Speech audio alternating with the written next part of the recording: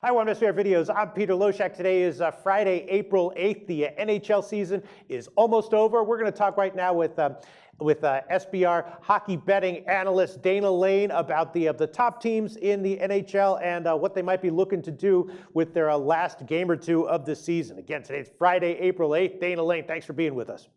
It's not a problem, Pete. All right, the first thing I want to ask you about is Washington, right? Kind of a classic situation. After they clinched the President's Trophy, became a good bet again. So as awesome as Washington is, they've lost their last three in a row. Do they care at all about their last two games? They're at St. Louis on Saturday and then at home against Anaheim on Sunday. Yeah, and that's right, Pete. And that was my concern about them all along. They clinched the President's Trophy pretty early, and then we thought, okay, well, how is Barry Trotz going to handle this situation? And this is the first time that the Capitals have faced some sort of adversity. And of course, going into the playoffs, that's all they're going to face. And they, in all honesty, they have not handled the adversity well. They've lost three straight for the first time this season. Braden Holtby has not looked good in his last couple outings. So I think in this game coming up against St. Louis, I think those are the things that they're going to really try to concentrate on and get Holtby to finally tie Martin Brodeur for the single season win streak for a goaltender. All right, and then let's talk about St. Louis. They are, of course, tied for Dallas for the top seed in the West. Dallas, though, has caught the injury bug, so it feels like they're probably going to be looking in their last game at home against Nashville to just not have suffer any more injuries. And maybe St. Louis in their last game looking for a win over Washington. So maybe that game shapes up to be one where we're going to look to bet on St. Louis. What's your take on St. Louis and Dallas tied for the top seed in the West in points?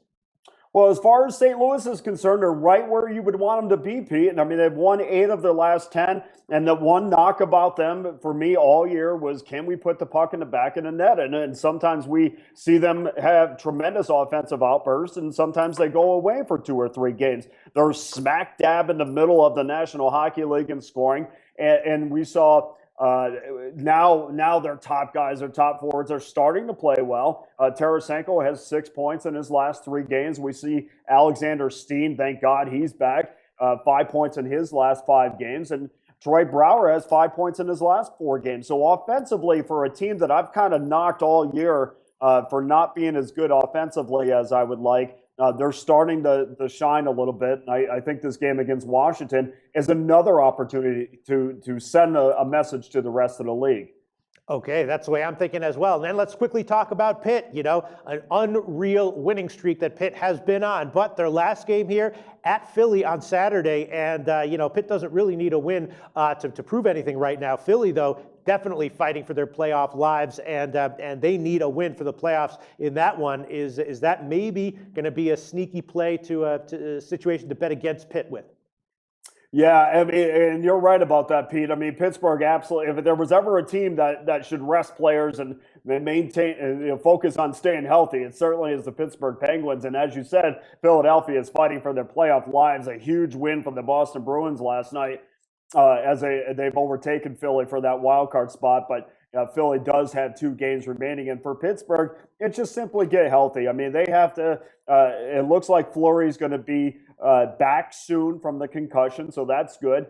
Matt Murray doesn't have to carry the load. Ali Mata looks like he's close to returning, more likely for the playoffs. And Evgeny Malkin, unfortunately, is going to be out until mid-May if they get that far. But it's for Pittsburgh going into this. It's stay healthy. I don't think you're going to see their superstars get 20 minutes in this game, right? And that's a huge advantage for the Flyers. All right. Yep. So that's what I'm thinking. I'm going to be looking towards betting on Philly and betting on St. Louis out of the top 4 teams, and then rounding out the rest of the top teams in the NHL. What do you have to say about them? We have Chicago, of course. They're locked into the 3rd seed. Florida and the Kings, and then the Islanders and the Rangers tied at 99 points in the Metropolitan Division. Then we got Anaheim. What else would you like to tell us about top teams in the NHL regarding their final games of the year?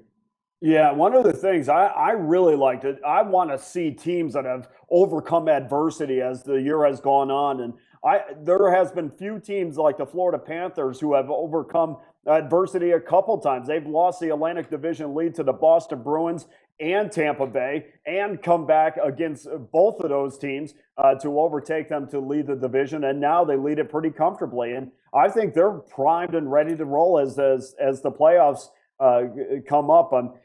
To me, their main goal, I expect Al Montoya to start against Carolina. The main thing for them is to get two goaltenders that are mentally ready. This is the first time Montoya has faced some adversity all year long as well. So I want to see him have a good game. I think that's Florida's main focus, and of course, get healthy. They have a few injuries. Willie Mitchell is defenseman is. It's kind of up to him when he comes back. They also Vincent Trocheck is going to be out, so it's more of a health thing for them. But they're locked in that second spot, not going anywhere, and they are to me the team I'm going to ride in the East. Okay, Dana Lane, thanks so much for your thoughts. Sure, no problem. Have a great day.